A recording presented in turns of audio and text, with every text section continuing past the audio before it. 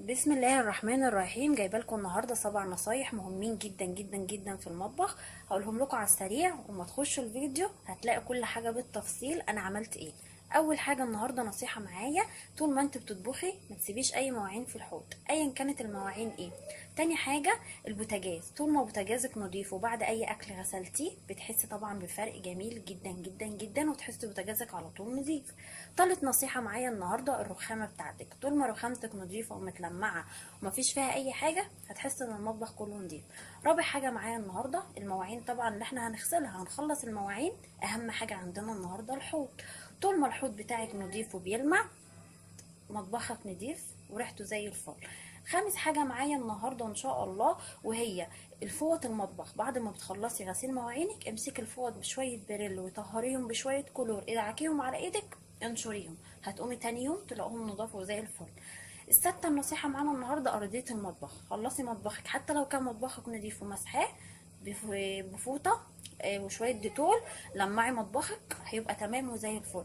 اخر نصيحة معانا النهاردة، النصيحة السابعة ومهمة جدا جدا جدا، هي ايه يا ام اياد؟ هي باسكت المهملات بتاعتنا في المطبخ، ما نسيبهاش.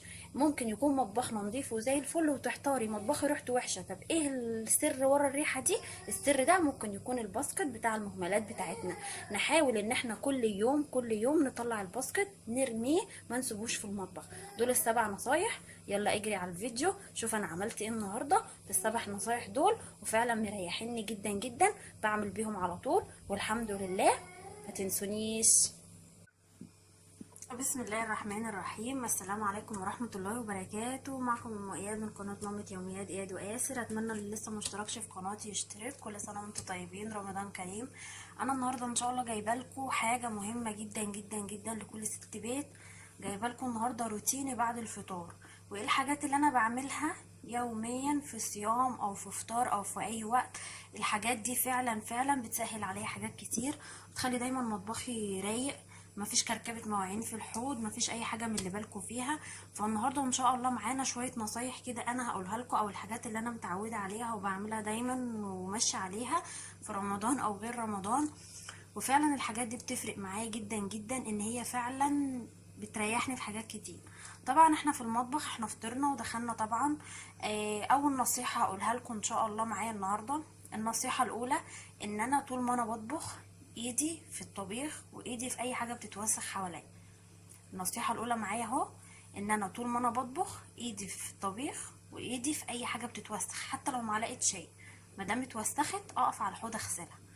فبالتالي بخلص طبيخ، كل اللي بيبقى عندي الحلل، وطبعا الحلل مش بتخلص في نفس اليوم انه بيبقى زايد فيها اكل، بيبقى اللي عندي اللي شويه الاطباق اللي بعد الاكل، هما دول اللي هيتغسلوا. فعلا هو ده اللي عندي دلوقتي في الحوض، شويه الاطباق بتاعه الاكل، هما دول اللي موجودين عندي في الحوض. ففعلا النصيحه الاولى دي لو عملنا بيها فعلا فعلا فعلا هتريحنا في حاجات كتير. ان احنا هنخلص اكلنا، هتقومي يا دوبك شويه اطباق شويه كوبايات هتغسليهم هتخلصي. معانا طبعا انا في المطبخ زي ما انا قلت لكم، علشان انا بروق وبعمل كل حاجه وانا بطبخ، فكل اللي عندي في الحوض شويه الاطباق مكان الاكل، هو ده اللي هيتروق عندي في الحوض، بس شويه الاطباق دول حاجه. طبعا انا طبخت وخلصت، والبوتاجاز غصب عني لازم، عشان كنت طبعا بحمر الفراخ على البوتاجاز في الزيت، فانا طورت عندي هنا زيت وكده. النصيحه التانية معايا النهارده هي البوتاجاز، ان انا فعلا بعد كل اكل لو غسلت بوتاجازي عمره ما هيتحرق وبوتاجازي عمره ما هيبوظ. دي النصيحة التانية معايا النهاردة في مطبخي، انا حابة اشارككم فيها او حابة اقول لكم عليها، عشان فعلا دي الحاجات اللي انا بعملها. النصيحة التانية فعلا ان احنا كل لما نطبخ نمسك البوتاجاز نصبنه ونمسحه بفوطة بتاعة المطبخ، هتلاقي الدنيا رايقة عندك والدنيا عندك جميلة جميلة جميلة. فيلا مع بعض. اول حاجة هبدأ بيها طبعا هشيل الحل بتاعة الاكل دي احطها على الرخامة، هصبن بوتاجازي هنضفه، هرجع الحاجة تاني. يلا مع بعض نتنشط، ما نكسلش بعد الفطار، لا قومي خلصي اللي وراكي، هتقعدي رايقة ما وراكيش اي حاجة لحد السحور. فيلا انا هصبن البوتاجاز اول حاجة معاكم. طبعا كده يا حبايبي انا بوتاجازي خلص، صبنته كله من فوق لتحت ورجعت كل حاجه مكانها ولمعته. وطبعا الحاجه يا جماعه لما تكون ايدينا فيها صدقوني ما بتتوسخش، بتفضل محافظه على عمرها معاكي سنين السنين. مادام ايدينا فيها وعلى طول شغالين فيها غسيل وتنظيف، صدقيني ما بتتحرقش ولا بيحصل لها اي حاجه، وتلاقي الحاجه عندك لو سنين انت محافظه عليها، محافظه عليها وشكلها حلو وشكلها جميل ونضيف. كده خلاص بوتاجازي خلص. نشوف هنعمل ايه تاني بعد ما البوتاجاز خلص. هرص عليه الحلل وارجع حاجتي مكانها ونشوف هنكمل مطبخي ازاي. تاني حاجة طبعا معايا في مطبخي النهاردة الرخامة. الرخامة طبعا زي ما انتوا عارفين انا وانا بعمل تنظيفات رمضان وكده جبت لها المفرش ده فرشته عليها. فطبعا لو اي حاجة نقطة مية ولا حاجة لازم طبعا انضف الرخامة بتاعتي برضو، او انضف المفرش، وقع عليه شوية ملح، وقع عليه اي حاجة وانا بطبخ، يبقى لازم برضو رخامتي تبقى نظيفة وتبقى تمام ما فيهاش اي حاجة. هننضف الرخامه دي طبعا فوطه من فوط المطبخ، بلتها شويه ميه بشويه بريل وعصرتها، وهبدا بقى ايه امسك بقى الرخامه كلها كده او المفرش كله كده كده زي ما انتوا شايفين كده. هجيبها كلها من اولها لاخرها، هشيل اي حاجه كده. فعلا لو ايدينا كل يوم عملنا كده مفيش حاجه عندك هتتوسخ نهائي نهائي، مفيش اي حاجه عندك هتتوسخ. خلي ايديكي فيها على طول، هتلاقي الدنيا دايما عندك رايقه وهتلاقي الدنيا حلوه وهترجعي كل حاجه مكانها بسهوله جدا. كده كمان يا حبايب قلبي انا رخامتي بقت زي الفل ورجعت كل حاجه مكانها. وفعلا لما بتحسي بالنظافه او تحسي ان انت نظفتي وعملتي حاجه كان نفسك فيها او رجعتي كل حاجه مكانها، ده ذات نفسه يعني ارتياح نفسي. انا عن نفسي ببقى مرتاحه نفسيا لما ببقى مروقه ومنظفه وشقتي رايقه. وطبعا اللي عندها اولاد صغيرين عارفه يعني ايه معاناه التعب كل شويه والترويق ورمى لعبه هنا كل وقع هنا، فلازم ما نوقفش يوم. ده شغل بيتنا وده حياتنا، نوقفنا يوم الدنيا كلها هتبقى على دماغنا.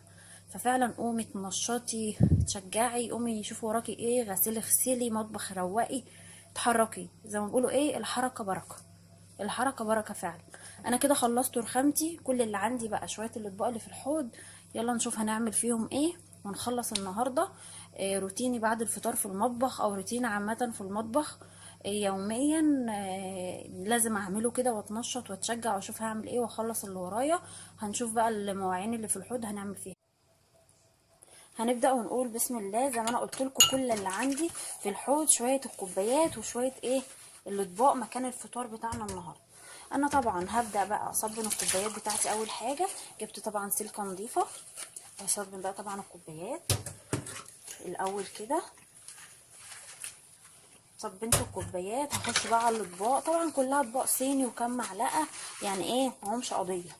بس فعلا انا لما انا بعمل اللي انا بعمله ده كل يوم، انا دي طبيعتي ان انا طول ما انا واقفه في المطبخ اي حاجه بتتوسخ ايا كانت ايه بقف اصبنها. باجي بخلص في ايام غدا في ايام صيام انا ما بحسش بقى بتعب ولا بحس باي حاجه، ان انا فعلا ببقى ايه مخلصه اللي ورايا. ولادي مثلا هياكلوا هناكل خلاص غرفنا كلنا خلصنا شويه الاطباق زي ما انتم شايفين كده. مطبخي على طول بيبقى رايق ومفيش فيه اي حاجه. هنصبن طبعا مع بعض شويه الاطباق. انا عندي الحوض بحوضين فبصبن وبحط في ناحيه وهرجع ايه اشطف تاني. هخلص بقى عشان الفيديو ما يطولش معانا. انا عايزه بس اوصل لكم فكره روتين النهارده بعد الفطار او روتين عامه، واقول لكم على كام نصيحه انا ماشيه عليها فعلا الدنيا عندي بتبقى تمام تمام تمام. هخلص بقى وارجع نشوف هنكمل مع بعض ايه في مطبخي النهارده. طبعا يا حبايبي انا خلصت خلاص مواعيني. اخر حاجه بقى فاضله معايا تصبين الحوض بتاعي. ان دي من النصيحه الرابعه عليك النهارده، ان الحوض بتاعك لازم يبقى نضيف على طول. خلصت بقى مواعينك هديله تصبينه بالسلكه طبعا اهي، تصبينه حلوه كده تخليه بقى زي الفل، وتحسي فعلا ان انت ايه خلصتي كده كل اللي وراكي غير وجع قلب. كده ندي كمان الحنفيه اللي معانا كده تصبينه بالسلكه كده. نشطف بقى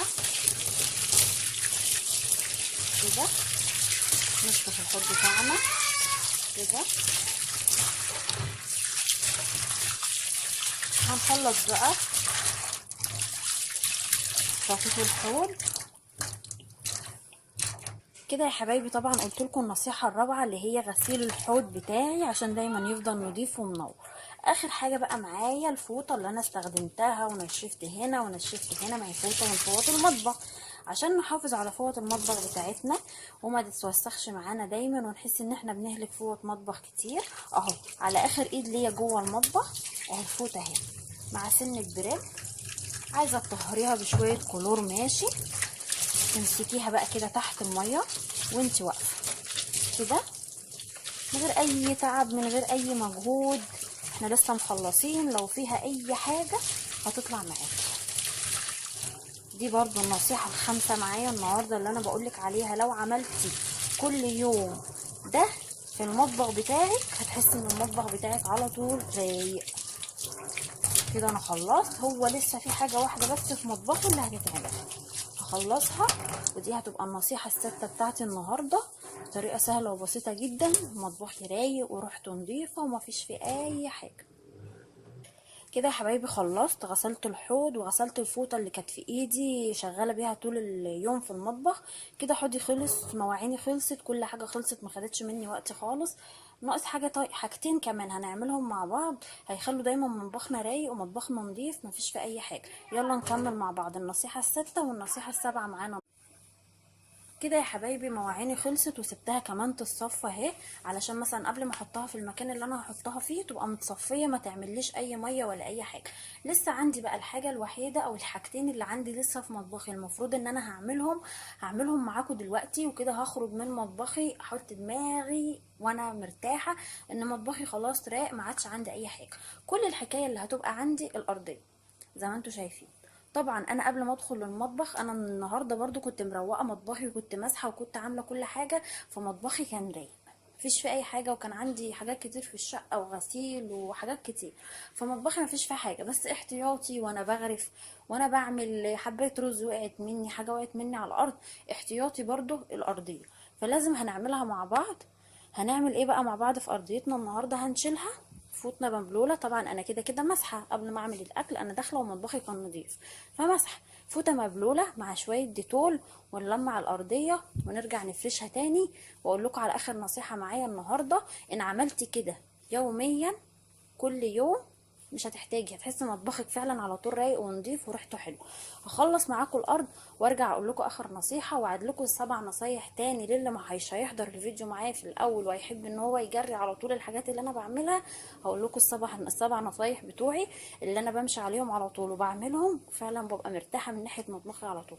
هخلص الارض وارجع لكم تاني. كده يا حبايب قلبي زي ما انا قلت لكم، جبت المقشه كنست. هو المطبخ كان نظيف بس احتياطي نكون حاجه وقعت مني كده، وقعت من ابني بيشيل حاجه بيحط حاجه، دي حاجه. مسحت بشويه ديتول، المطبخ بقى ريحته حلوه. هفرشه بقى وارجع اقول لكم اخر نصيحه معايا النهارده هي ايه. كده يا حبايبي انا خلاص خلصت وفرشت كمان الارض اهو. النصيحه بقى السابعه اللي انا جايه اقول لكم. هتقولوا طبعا يا ام اياد طب احنا خلصنا ومسحنا ومطبخنا نضيف ومفيش فيه اي حاجه وحشه، ايه اللي بيخلي ريحه المطبخ مش كويسه وفجاه ممكن تلاقي المطبخ ريحته قلبت؟ باسكت الزباله. ما ينفعش نبيت زباله خالص خالص خالص في المطبخ ايا كان. طبعا احنا اليومين دول عارفين ان هما يومين حر جدا جدا، فاي زباله في الباسكت هتعمل ريحه، هتقلب لك ريحه المطبخ بسهوله. حاولي يوميا باسكت الزباله تفضيه، يعني ترميه بقى، ترميه بتطلعيه مثلا لبوابه عندك انت وظروفك. لازم باسكت الزباله كل يوم نرميه ما نبيتوش، عشان فعلا الباسكت البواقي الاكل اللي بنرميها، البصل، القشر، الثوم، الطماطم، الحاجات دي في الحر تعمل ريحه غصب عنك، فلازم تفضيها او ترمي المهملات بتاعتك يوميا. دي اخر نصيحه معانا النهارده. اتمنى الفيديو بتاعي يعجبكم، واتمنى اللايك والاشتراك. لو الفيديو عجبكم ما تنسنيش. ومع بعض النصايح هنقولها مع بعض بطريقه سهله وبسيطه. 7 نصايح هقوله لكم، قلته لكم وهقولها لكم تاني في اول الفيديو علشان تخشوا الفيديو تعرفوا انا عملت ايه.